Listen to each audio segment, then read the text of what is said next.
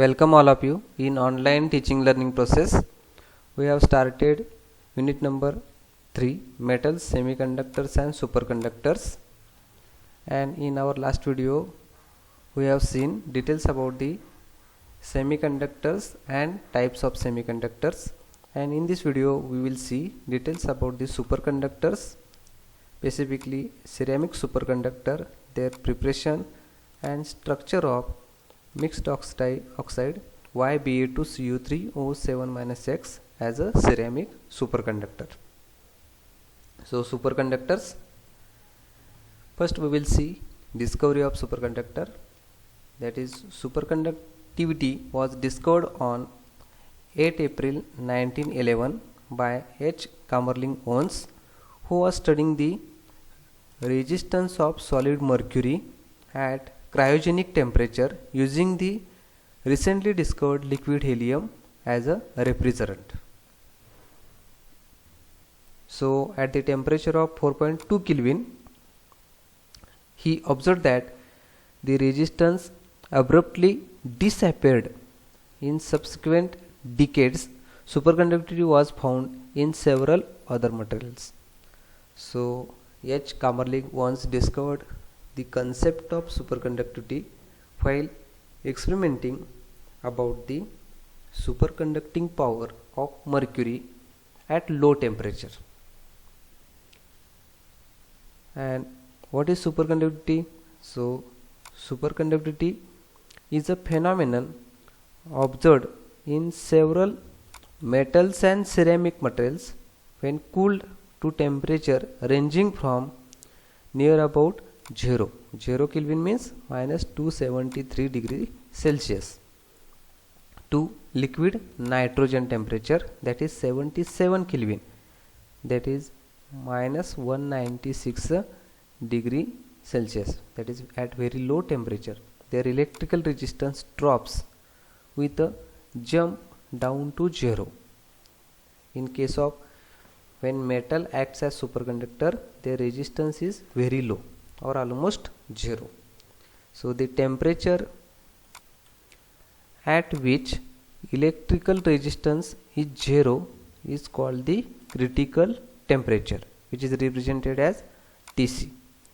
In this diagram, that is this parabola curve shows that non-superconducting metal, but at specific temperature Tc, their resistance is almost 0 and metal act as a superconductor.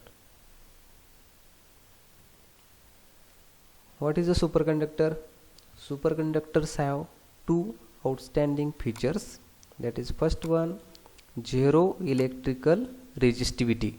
This means that an electrical current in a superconducting ring continues indefinitely until a force is applied to oppose the current.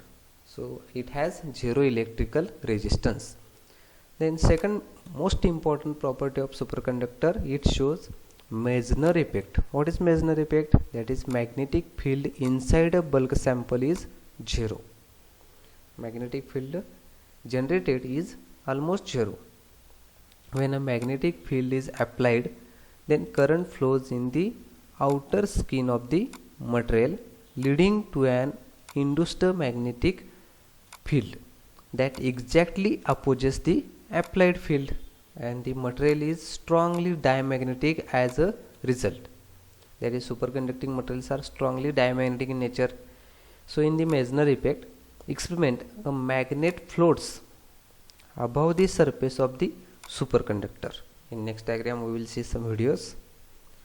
So this is a magnetic levitation when temperature or base is cooled at near about liquid nitrogen temperature. Suppose in the case of Meissner effect, liquid nitrogen, this is a container. When superconducting material is placed in liquid nitrogen, that is almost 77 Kelvin temperature, very low minus 196 degree Celsius, then when we kept magnet above this surface, then without touching this magnet to the superconductor, it shows magnetic property, and if we rotate the magnet, then it rotate indefinite times, as like this diagram. When we kept a superconductor in liquid nitrogen and when we kept magnet above it, then it floats on that magnet, and this principle is applied in, that is, bullet trains, which model is applied in Japan. So these bullet trains, which shows Meissner effect, they are floating on liquid nitrogen, and their speed is near about 500 to 800 kilometer per hour. So these are high speed. So this is the actual application of the superconductors. Superconductor ceramics. Then we will see details, basics about the superconductor. So the ceramic material used to make superconductors are a class of materials called perovskite-like structure. One of the superconductor is an yttrium, barium and copper composite. Then their chemical formula is YBa2Cu3O7, or oxygen may be 7 minus X time. So this superconductor has a critical transition temperature near about 90 Kelvin, well above the liquid nitrogen, that is 77 Kelvin temperature. So this is about the ceramic superconductor having formula YBa2Cu3O7. So in the case of superconductivity, in some substances like mercury, it is observed that resistivity suddenly drops to zero at a particular temperature. Such substances are called superconductors, and the temperature at which resistivity of the material drops to zero is called transition temperature or critical temperature, which is represented by capital T and small c. So the critical temperature is defined as, the critical temperature for superconductor is the temperature at which the electrical resistivity of a metal drops to zero. In multiple choice question they will ask what is critical temperature. Then next we will see types of superconductors. There are two types: low temperature superconductors, and second one is a high temperature superconductors. First one is a low temperature. Those whose critical temperature is below 77 Kelvin, that is their temperature is below 77 Kelvin, then they are called low temperature superconductor. Examples are lead, mercury, then titanium, vanadium, zirconium and niobium, etc. In case of high temperature superconductor, those whose critical temperature is above 77 Kelvin. Examples are YBa2Cu3O7, then be all other composites of the copper, oxygen and barium, as like this. So these are the types of low temperature and high temperature superconductors. So preparation of high temperature ceramic superconductors, that is YBa2Cu3O9-X or 7-X, which was discovered by the scientist J. George Bednorch and K. Alexander Muller in the year of 1986. That is first superconductor, ceramic superconductor discovered by the, or first superconductivity phenomena discovered by H. Kamerlingh Onnes in 1911, and after 75 years these two scientists Bednorch and Muller discovered the high critical temperature ceramic superconductor YBa2Cu3O7-X or 9-X. So this is a ceramic superconductor, and for that discovery they awarded by Nobel Prize.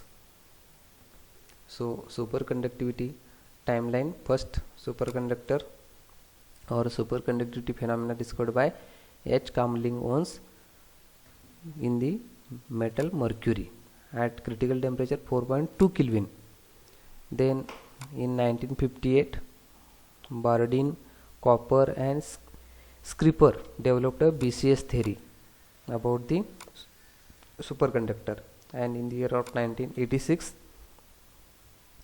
Bednorch and Muller discovered high Tc cuprates, that is ceramic superconductor. So this is the superconductivity timeline up to mark. Then next we will see preparation of high Tc superconductors. They can be prepared by different methods. First one, sintering method for bulk production. Then second one, sputtering or chemical vapor deposition method. Then third one, chemical deposition for thin film preparation. Then electro deposition for thin film preparation. But in your syllabus only two methods are available, that is sintering method and sputtering or chemical vapor deposition method. So we will discuss the preparation of YBA2CU3O7, that is 1, 2, 3 type of superconductor. So first method is a sintering method. Then we will see how to prepare ceramic superconductor YBA2CU3O7-X by sintering method. So in this case, the appropriate amount of oxides of yttrium, oxides of copper and oxides of carbonates and carbonates of barium are mixed thoroughly and homogeneously, and YBA2CU3O7-X compound is prepared by calcination and sintering of a homogeneous mixture of, that is yttrium oxide, barium carbonate and copper oxide in the stoichiometric ratio. So calcination is done at higher temperature 1173 to 1225 Kelvin, and sintering is carried out at 1225 Kelvin in the presence of oxygen atmosphere. So oxygen stoichiometry in this compound is very important for obtaining superconducting material. So during sintering, semiconducting YBA2CU3O6 intermediate is formed first. Further on slow cooling in oxygen atmosphere, it converts into superconducting YBA2CU3O7-X as the superconductor. So the uptake and loss of oxygen is reversible one, which converts semiconducting material to superconducting material. Then in second step, it can be also prepared by a typical method in which precipitation is carried out by adjusting pH level. First, when yttrium combines with carbonates HCO3-, we are getting yttrium carbonate. In second step, barium 2+ combines with carbonate HCO3-, we are getting barium carbonate, and copper gives copper carbonate, and these carbonates then heated at high temperature to obtain YBA2CU3O7-X. So here yttrium carbonate, barium carbonate and copper carbonate are heated at high temperature 950 degrees Celsius. We are getting ceramic superconductor and having the formula YBA2CU3O7-X with the evolution of CO2 gas. So this is about the sintering method. And second method is a sputtering or chemical vapor deposition method. So this is the latest method and very important method. So in this method, volatile complexes of yttrium, barium and copper are held at temperatures T1, T2 and T3, which provide required vapor pressure of each reactant. So each tank carries first tank carries yttrium, second tank carries barium and third tank carries copper at respective temperature of T1, T2 and T3. So this is a flow sheet for preparation of YBA2CU3O7 by sputtering method. So in this method, carrier gas mixture, which is the argon, oxygen and water vapor, passes through this tank Then these three tanks maintained at temperature T1, T2, T3, which is a heated oven. Then there is a hot block which is kept in a reaction chamber, and thin film of ceramic superconductor is deposited on a hot block and which is dried in the presence of IR lamp. So this is the flow sheet diagram for the preparation of ceramic superconductor by sputtering or chemical vapor deposition method. Then we will see how it is prepared.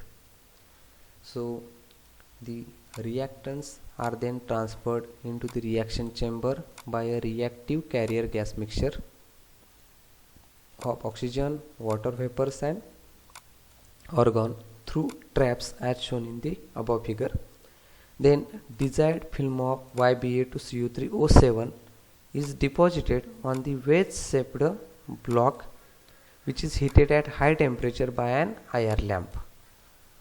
When conditions are properly controlled, the film of material so obtained may be amorphous in nature, so which can be converted into crystalline form by annealing process. Annealing means suddenly cooling process.